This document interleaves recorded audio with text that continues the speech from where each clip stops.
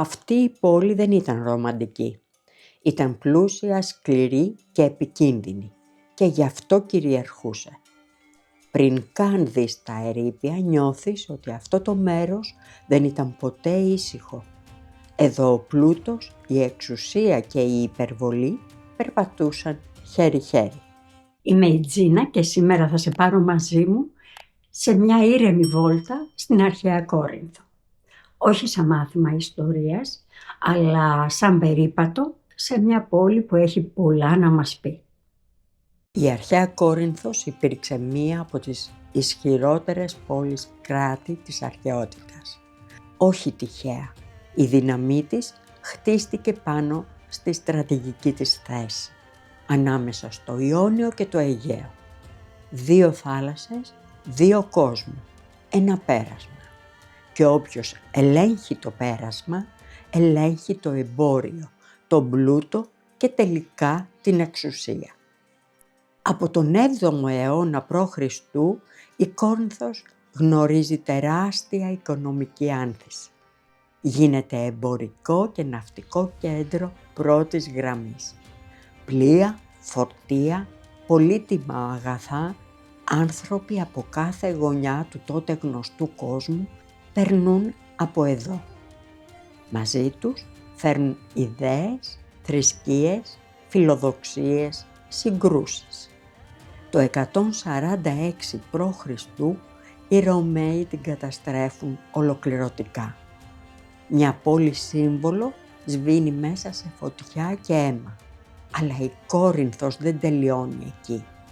Χρόνια αργότερα ξαναχτίζεται και ξαναχτίζεται εδώ, στους πρόποδες του Ακροκορίνθου. Όχι από νοσταλγία, όχι για το παρελθόν. Ξαναχτίζεται γιατί το σημείο δεν αντικαθίσταται, γιατί είναι πέρασμα, γιατί είναι σημείο ελέγχου, γιατί είναι σημείο συνάντησης. Από εδώ περνούσαν άνθρωποι και εμπορεύματα. Από εδώ περνούσαν ιδέες, θρησκείες, τρόποι ζωής. Και όπου περνάει τόσος κόσμος, τίποτα δεν μένει απλό. Το ενδιαφέρον είναι πως και σήμερα φτάνεις εύκολα. Από την Αθήνα περίπου 1 ώρα δρόμος, χωρίς κόπο όπως και τότε. Η Κόρινθος δεν ήταν ποτέ απομονωμένη, ήταν πάντα ανοιχτή σε ανθρώπους, σε εμπορεύματα, σε ιδέες.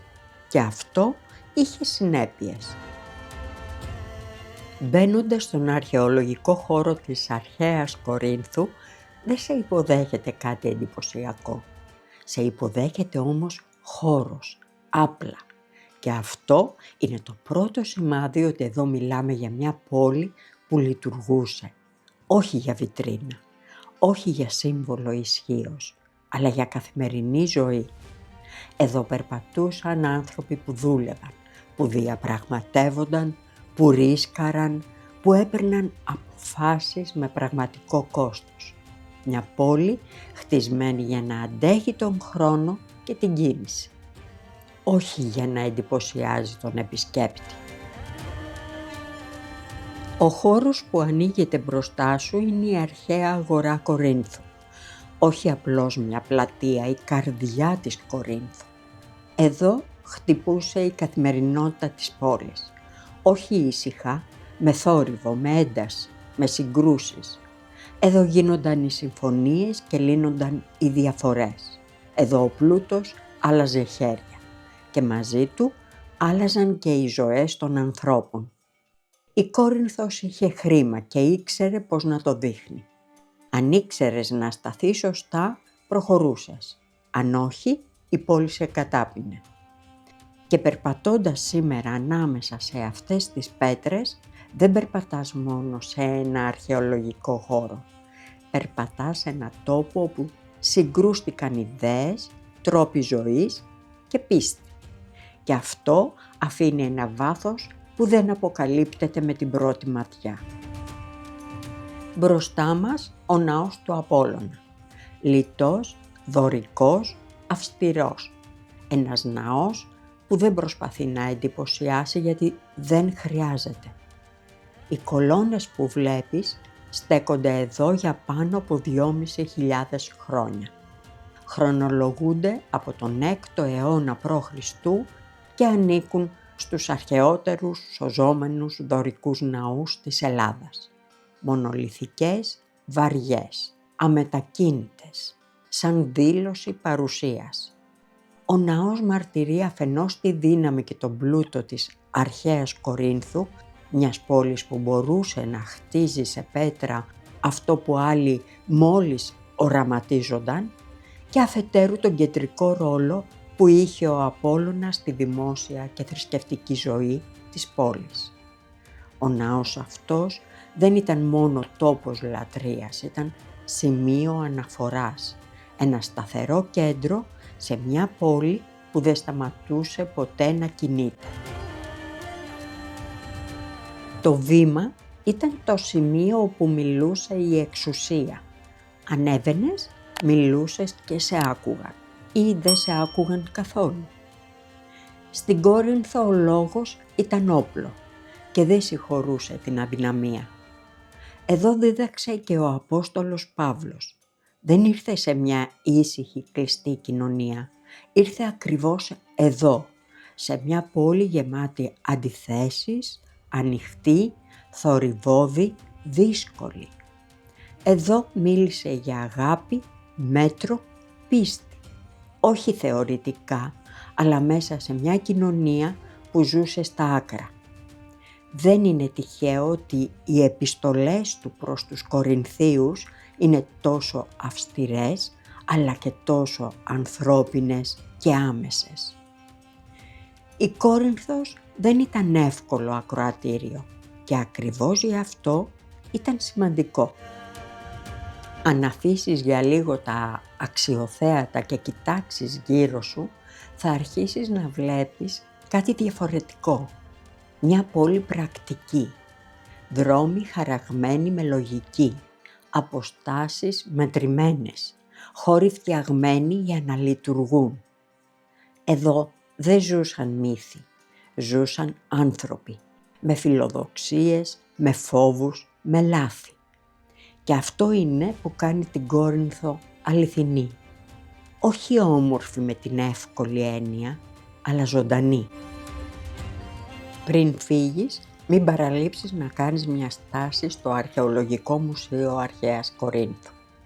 Είναι μικρό, αλλά ουσιαστικό. Δεν προσπαθεί να σε εντυπωσιάσει, προσπαθεί να σου εξηγήσει. Εδώ βλέπεις αντικείμενα καθημερινής ζωής, γλυπτά και ψηφιδωτά. Κομμάτια που συμπληρώνουν όσα περπάτησες πριν λίγο έξω. Και τότε καταλαβαίνεις κάτι απλό. Η Κόρινθος δεν ήταν μόνο τα μεγάλα της κτίρια, ήταν και οι άνθρωποι της. Όταν σηκώσεις το βλέμμα σου, ο Ακροκόρινθος είναι πάντα εκεί. Δεν είναι απλά φρούριο, είναι υπενθύμηση. Από εκεί ελέγχει κανείς τα πάντα. Δρόμους, θάλασσες, περάσματα. Όποιος κρατούσε τον Ακροκόρινθο, κρατούσε την Κόρινθο. Και όποιος κρατούσε την Κόρινθο, είχε λόγο σε ολόκληρη την περιοχή. Ο λόφος αυτός δεν εγκαταλείφθηκε ποτέ. Χρησιμοποιήθηκε αδιάκοπα από την αρχαιότητα, στα Βυζαντινά και στα Οθωμανικά χρόνια. Κάθε εποχή άφησε το σημάδι της. Τείχη, πύργοι, οχυρώσεις. Στρώματα ιστορίας το ένα πάνω στο άλλο. Ο Ακροκόρινθος περιβάλλεται από τείχη μήκους περίπου 3 χιλιόμετρων, γεγονός που τον καθιστά μία από τις μεγαλύτερες και ισχυρότερες ακροπόλεις της Ελλάδας.